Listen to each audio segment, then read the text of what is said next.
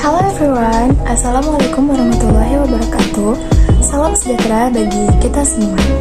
Perkenalkan, nama saya Riantika Rahmadewi Salsabila dari kelas 10 Multimedia 2 SMK Negeri 1 Nabila. Maksud dan tujuan saya membuat video ini adalah untuk menjelaskan mengenai 9 komponen kewargaan digital yang dibagi menjadi 3 kategori. Apa saja itu? Namun sebelumnya, mari kita ketahui dulu tentang apa yang dimaksud dengan warga digital dan kewargaan digital. Warga digital adalah individu yang menggunakan teknologi informasi untuk bekerja, berkreasi, berkomunikasi, dan sebagainya. Sedangkan yang dimaksud dengan kewargaan digital adalah konsep yang digunakan untuk memberikan pengetahuan mengenai penggunaan teknologi dunia maya dengan baik dan benar. Konsep dari kewargaan digital terdiri dari 9 komponen yang dibagi menjadi 3 kategori. Apa saja itu? Nah, mari kita simak satu persatu. Yang pertama, kategori lingkungan belajar dan akademis. Di sini terdapat 3 komponen, yaitu yang pertama, akses digital. Setiap orang memiliki hak untuk menggunakan fasilitas teknologi informasi dan komunikasi, akan tetapi tidak semua orang mempunyai kesempatan yang sama dalam menggunakan teknologi tersebut. Yang kedua, komunikasi digital. Setiap warga digital diharapkan mengetahui jenis-jenis komunikasi digital dan memahami kelebihan serta kekurangan komunikasi digital tersebut. Nah, itulah yang dimaksud dengan komunikasi digital. Kita masuk pada komponen yang ketiga, yaitu literasi digital. Literasi digital adalah sebuah proses belajar mengajar, penggunaan teknologi, dan memanfaatkan teknologi untuk menambah ilmu pengetahuan. Nah, 3 komponen tersebut yang termasuk dalam kategori lingkungan belajar dan akademis. Kita masuk pada kategori yang kedua, yaitu kategori lingkungan sekolah dan tingkah laku. Komponen yang keempat yaitu etika digital. Etika digital dibuat bertujuan untuk saling menjaga kenyamanan sesama warga digital supaya tidak ada pihak yang merasa dirugikan, baik untuk diri sendiri maupun untuk orang lain.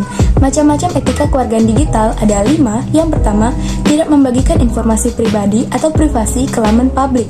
Yang kedua, tidak menyebarkan berita hoaks yang belum jelas kebenarannya. Yang ketiga, tidak mengakses konten yang negatif atau ilegal seperti judi, pornografi, pembajakan software, dan sebagainya. Yang keempat, menggunakan kata-kata yang sopan sesuai dengan etika berkomunikasi. Yang kelima, tidak menyinggung perasaan orang lain dalam update status di media sosial yang bertujuan untuk mencemarkan nama baik pihak tertentu yang mengarah pada provokasi. Itulah yang termasuk dalam etika digital. Kita masuk pada komponen yang kelima, yaitu keamanan digital. Setiap warga digital harus sadar akan dampak dari penggunaan teknologi. Oleh karena itu, kita harus waspada dan hati-hati dalam menggunakan teknologi sebagai media penyimpanan informasi supaya tidak disalahgunakan oleh pihak yang tidak bertanggung jawab. Oleh karena itu, kita harus mengantisipasinya dengan menggunakan produk digital yang legal, menggunakan antivirus, menghindari situs-situs yang mencurigakan, melakukan backup data, dan sebagainya. Kita masuk pada komponen yang keenam, yaitu hak digital. Semua warga digital mempunyai hak untuk privasi, kebebasan berpendapat, dan kebebasan mengakses teknologi. Namun, semua warga digital juga harus memenuhi dan mematuhi kewajiban untuk pemanfaatan teknologi informasi dan komunikasi dengan baik, sesuai dengan aturan yang berlaku. Nah, itulah yang dimaksud dengan hak digital. Itu dia komponen-komponen yang termasuk dalam kategori lingkungan sekolah dan tingkah laku. Sekarang kita masuk pada komponen-komponen untuk kategori kehidupan di luar lingkungan sekolah.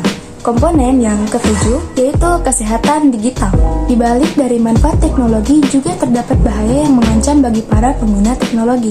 Oleh karena itu, kita harus mengetahui dampak yang ditimbulkan dari pemakaian teknologi terhadap kesehatan fisik dan mental.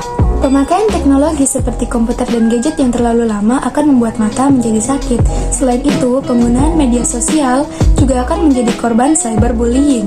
Mengakses situs yang tidak valid akan kebenarannya juga akan termakan berita hoaks.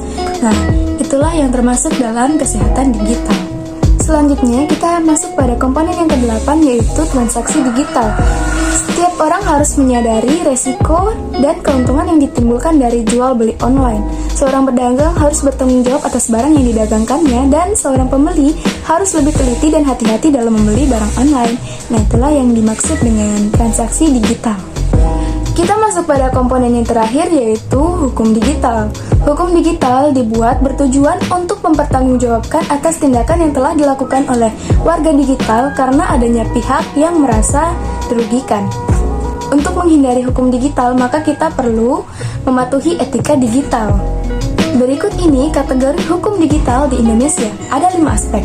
Aspek hak cipta, aspek merek dagang, aspek fitnah dan pencemaran nama baik, aspek privasi, dan aspek yurisdiksi dalam ruang cyber. Nah, itu dia 9 komponen kewargaan digital yang dibagi menjadi 3 kategori. Kategori belajar dan akademis, kategori lingkungan sekolah dan tingkah laku, kategori di luar lingkungan sekolah. Baik, sekian video dari saya. Terima kasih dan mohon maaf bila ada salah kata. Wabillahi taufiq wal hidayah. Wassalamualaikum warahmatullahi wabarakatuh.